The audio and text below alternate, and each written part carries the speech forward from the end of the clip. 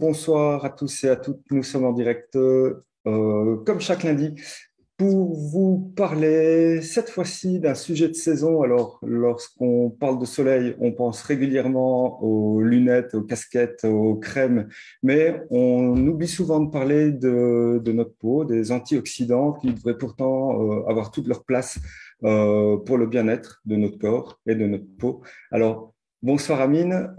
Dis-nous un peu tout d'abord ce qu'est un antioxydant. Bonsoir Cédric et bonsoir tout le monde et bonnes vacances pour ceux qui sont déjà en vacances. Un antioxydant est par définition une molécule qui constitue en fait un donneur d'électrons. C'est Mhm. un réducteur en réalité sur le plan chimique. Donc c'est une molécule qui a quelques particularités. Euh, une des particularités, comme j'ai dit, c'est que ça peut donner un électron. Ça peut se débarrasser d'un électron pour le donner à quoi? À un radical libre. Donc, une molécule un peu instable qui va produire des problématiques, une destruction des membranes ou une désactivation de certaines protéines, des enzymes, etc., dans la cellule.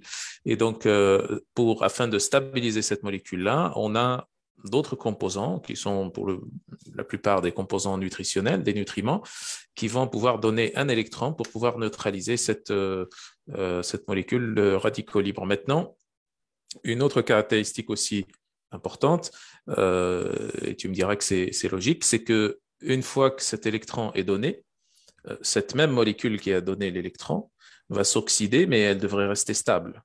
Tu vois, c'est-à-dire, c'est une molécule qui donne un électron pour stabiliser un radical libre, mais qui, en donnant cet électron, elle a la capacité de rester stable.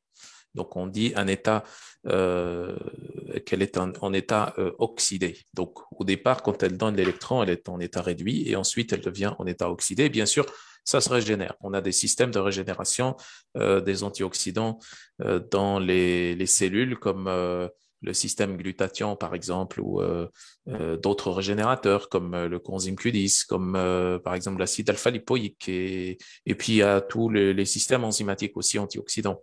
Mhm. Voilà, donc c'est une molécule qui reste stable même si elle donne un électron pour stabiliser un radical libre et qui peut être régénéré.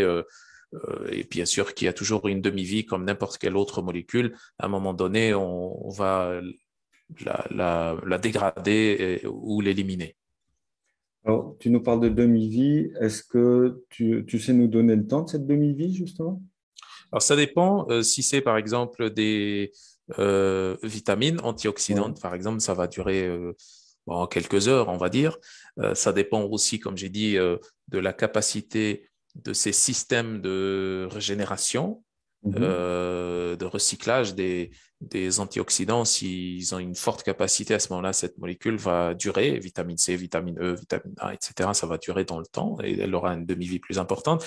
Sinon, il y a aussi une autre catégorie d'antioxydants, comme par exemple les polyphénols ou Ouais. enfin, des substances phyto.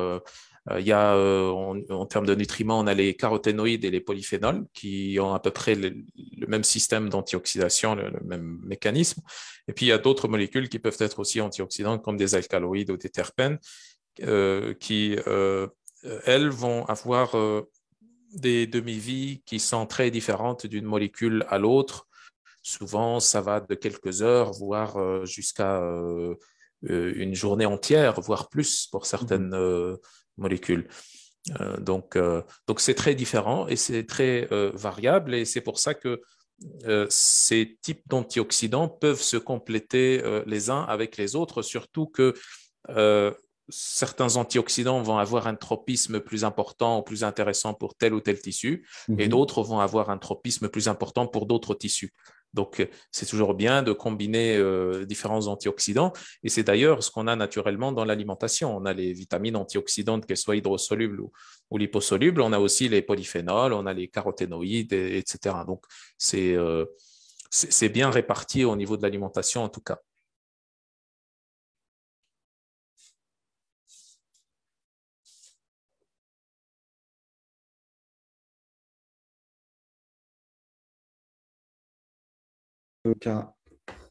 Amine, tu m'entends? Ouais, il y Tu me a vois? eu une Ah, petite pardon. coupure, je crois. Oui.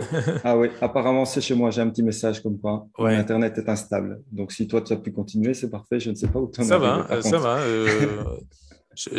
J'avais fini OK. avec les différents types d'antioxydants. J'irai voir le replay pour bien comprendre. Oui. Merci. Est-ce que tu peux nous parler maintenant, en fait, puisque le sujet, c'est vraiment la protection contre les rayons du soleil, est-ce que tu peux nous parler du rapport entre les antioxydants, justement, et la protection contre le soleil? Oui, c'est tout à fait normal, puisque en fait, quand on parle de protection de la peau contre le soleil, on parle ici bien sûr de protection contre les rayons solaires. Et Mhm. dans les rayons solaires, ce qui pose problème pour la peau, bien sûr, tous ces rayons ont aussi des bienfaits, des intérêts, mais ils ont aussi beaucoup d'inconvénients. Donc, je parle bien entendu ici des rayons UV. Et dans les rayons UV, on a donc certains types qui vont stimuler la production de vitamine D, comme on le sait, hein, quand on Mhm. s'expose au soleil, on produit de la vitamine D. Et puis, d'autres types aussi qui peuvent être également intéressants dans certains cas, ou même enfin, pour le métabolisme, notamment des mitochondries qui peuvent aussi produire de la mélatonine, mélatonine périphérique. Cette fois, on ne parle pas de la mélatonine au niveau du cerveau là, qui aide à dormir, mais la mélatonine comme antioxydant au niveau périphérique, y compris au niveau des cellules de la peau. Pas que, mais y compris au niveau des cellules de la peau. Donc, au niveau des rayons UV,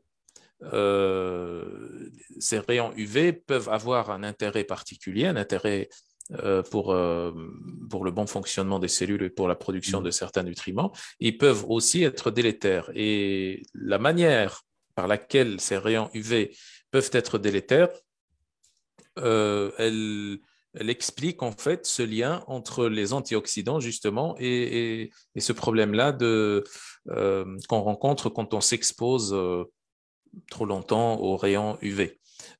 Donc, ces rayons UV vont agir comme des producteurs de radicaux libres.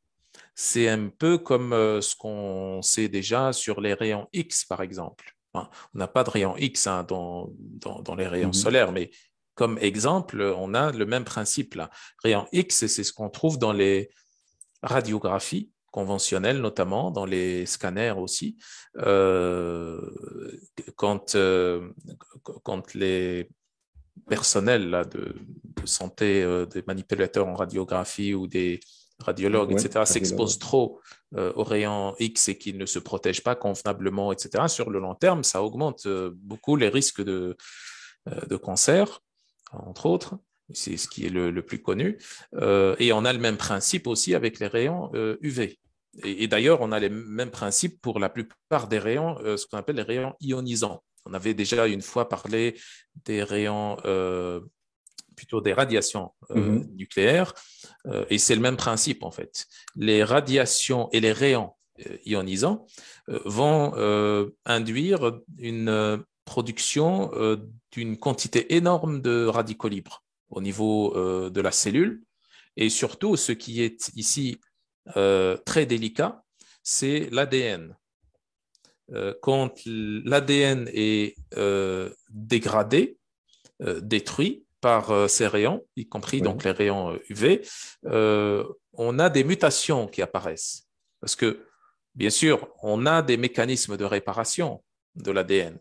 On a des mécanismes de réparation. Donc, si la destruction de l'ADN des cellules est suffisamment réparée, c'est-à-dire si ça n'atteint pas la totalité ou une grande partie des cellules de l'organisme, Mhm. à ce moment-là, la capacité de réparation, les processus métaboliques de réparation peuvent très bien réparer ces problématiques, ces mutations dues au stress oxydatif très important dû à ces rayonnements ionisants. Mais si maintenant on s'expose massivement à ces rayonnements et que ces rayonnements altèrent une bonne partie ou la majeure partie de l'ADN des cellules, là, les processus métaboliques de protection et de réparation de l'ADN seront dépassés. Et ce qui arrive, c'est qu'on aura des mutations partout et ça crée, en général, il y a soit des cancers qui apparaissent ou des maladies très graves ou même ça peut conduire à la mort aussi.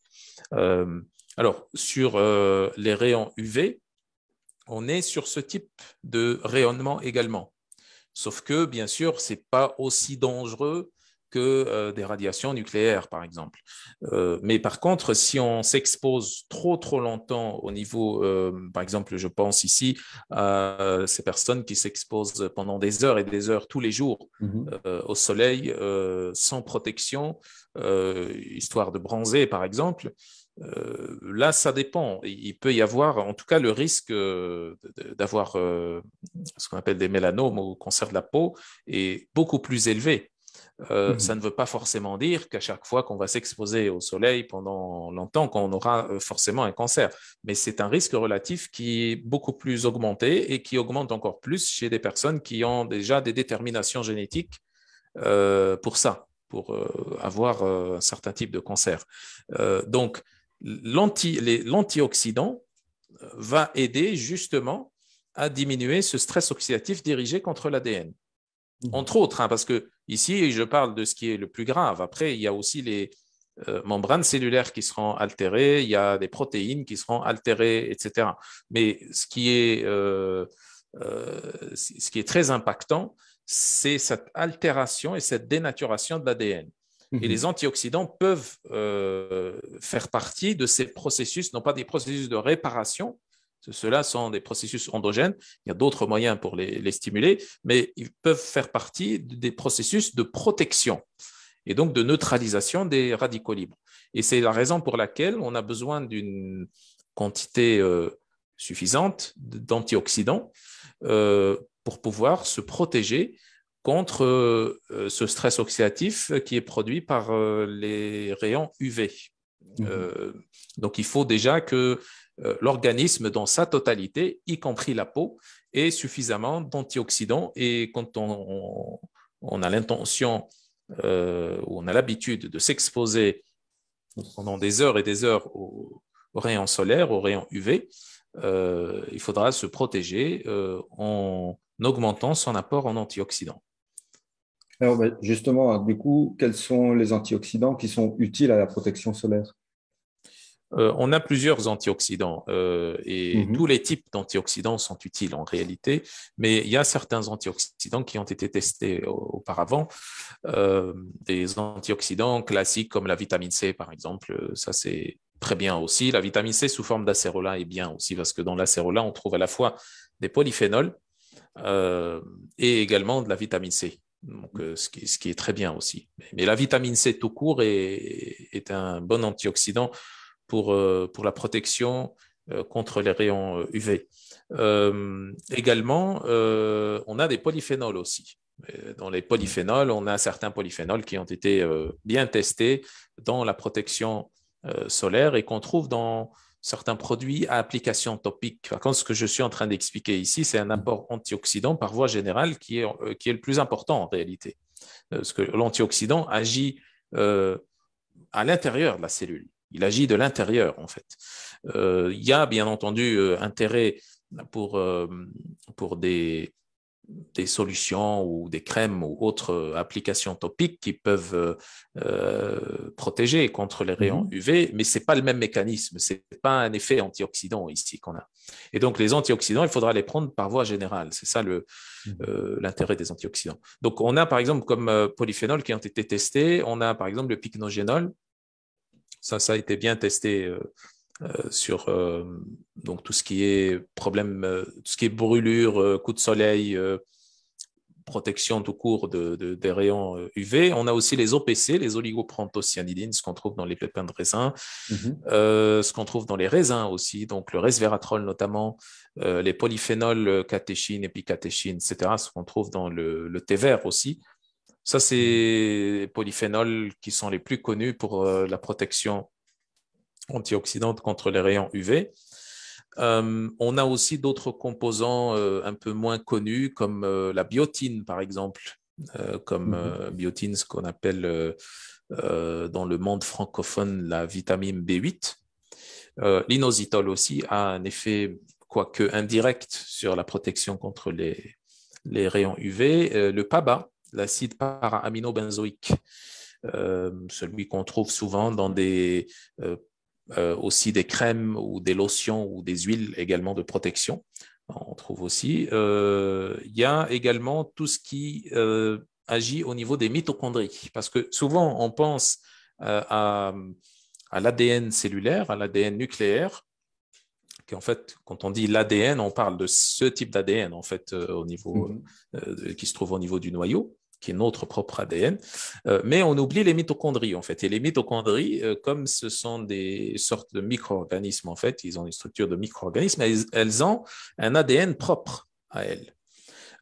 Et donc, la destruction des mitochondries et de leur ADN doit être aussi empêchée, et ça peut se faire aussi par les rayons UV. Il n'y a pas que l'ADN nucléaire qui est sensible à ça. Et donc, dans ce cas-là, il faudrait protéger les mitochondries par un apport supplémentaire en antioxydants, d'autant plus que les mitochondries produisent des radicaux libres. Les mitochondries sont l'une des plus grandes sources de production des radicaux libres.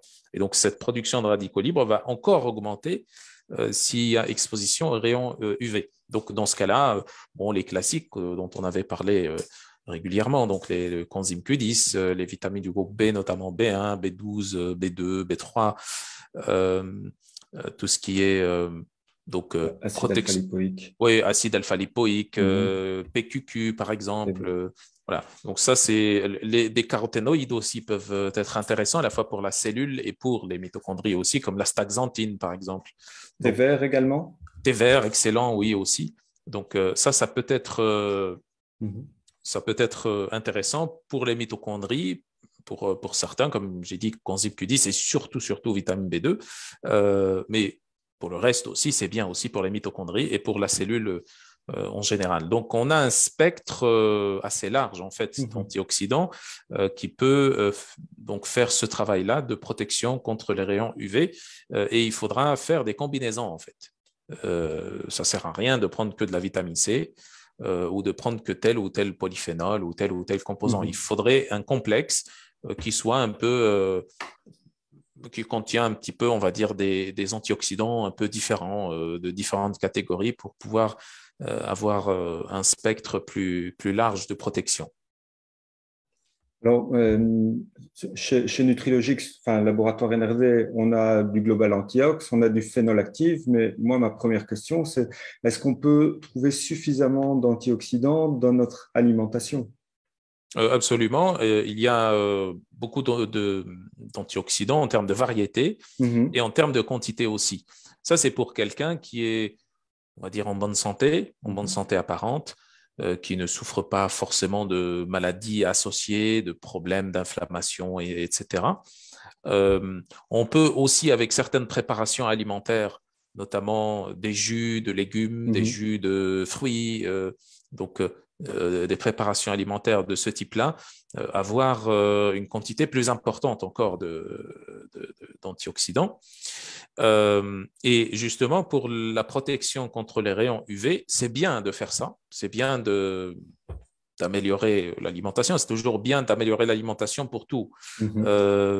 C'est bien aussi de consommer des jus de légumes frais, des jus de fruits frais, qui sont riches en antioxydants, notamment des agrumes, notamment des fruits exotiques, notamment des jus de légumes verts, etc.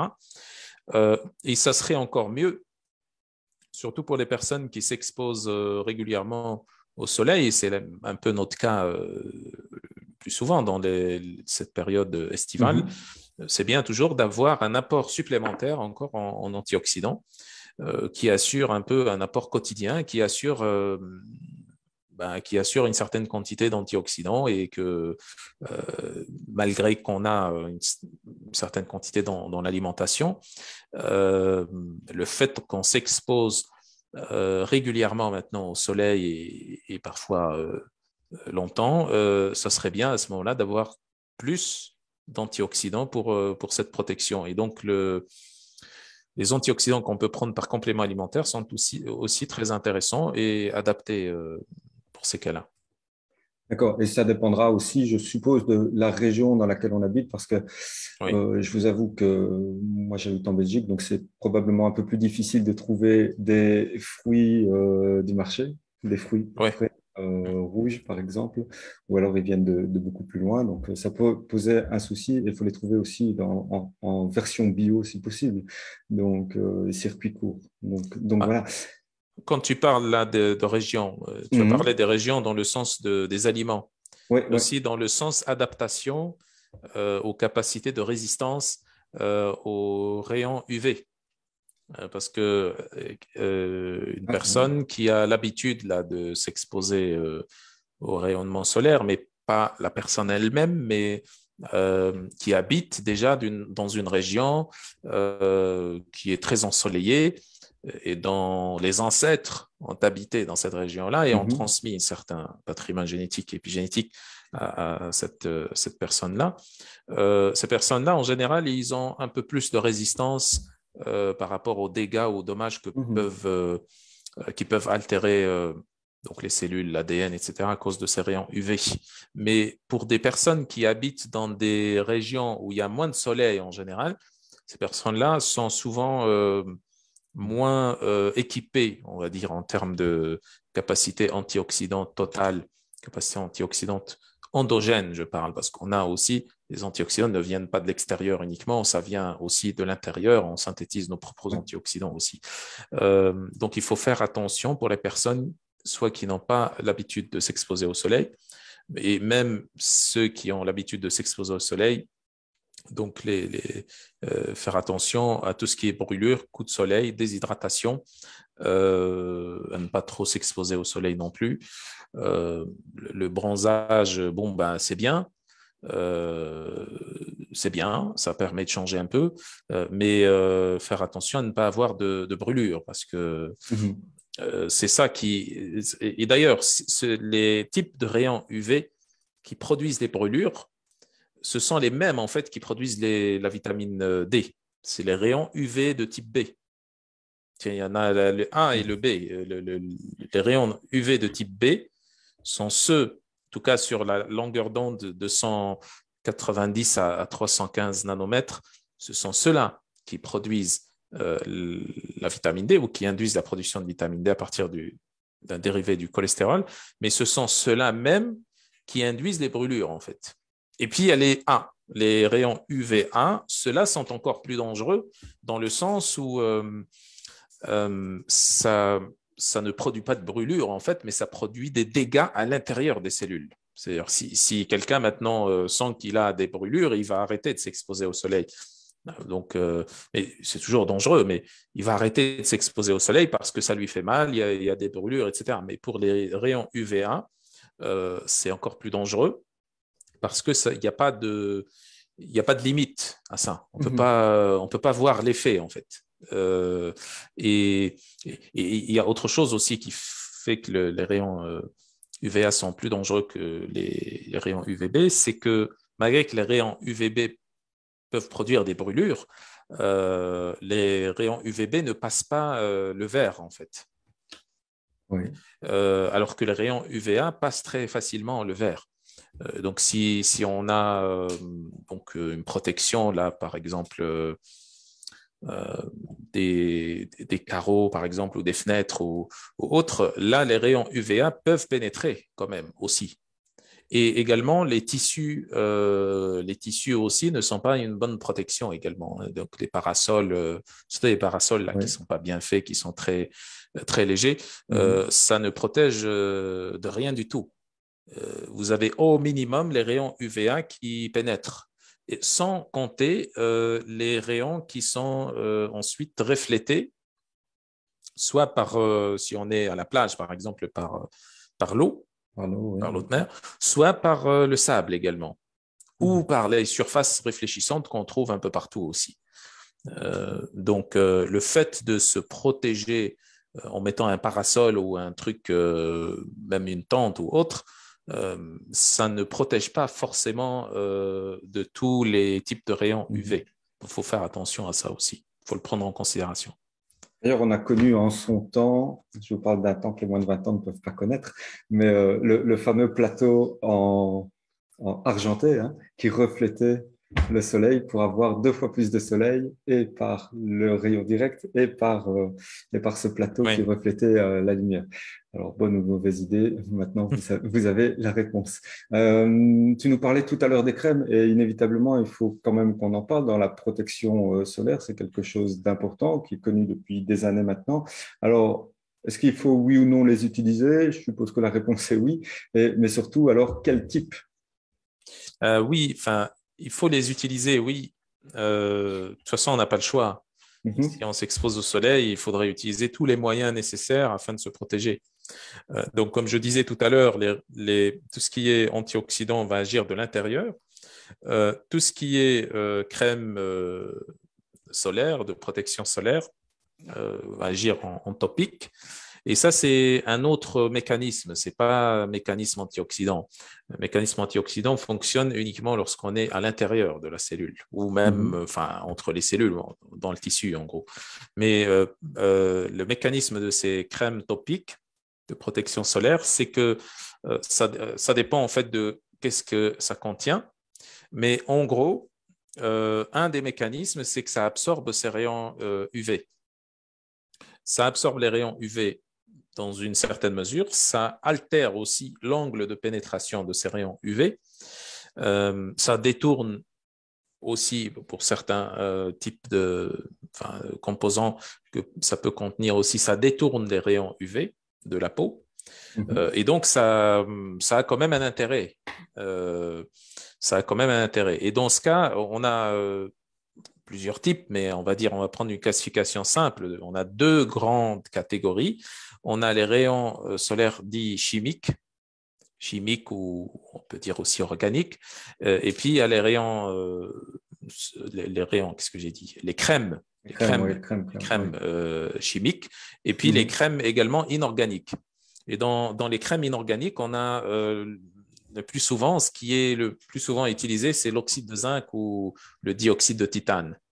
Cela même qu'on utilise comme additif alimentaire, pas dans les produits NRD, mais dans pas mal d'autres produits, comme des additifs ou comme des excipients.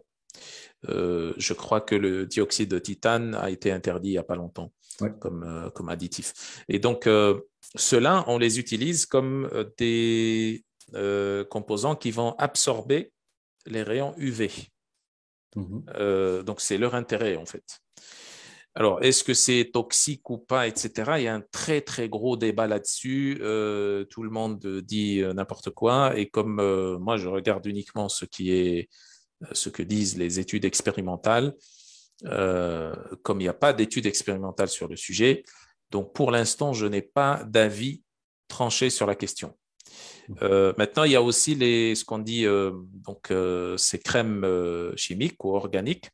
Là, c'est des crèmes qui ne contiennent pas de dioxyde de titane ou d'oxyde de zinc et qui contiennent pas mal d'autres composants organiques, y compris, comme je vous disais avant, le PABA, par exemple, l'acide para-aminobenzoïque. Ça, c'est un des composants intéressants que ça peut contenir, mais il y a plein d'autres composants aussi.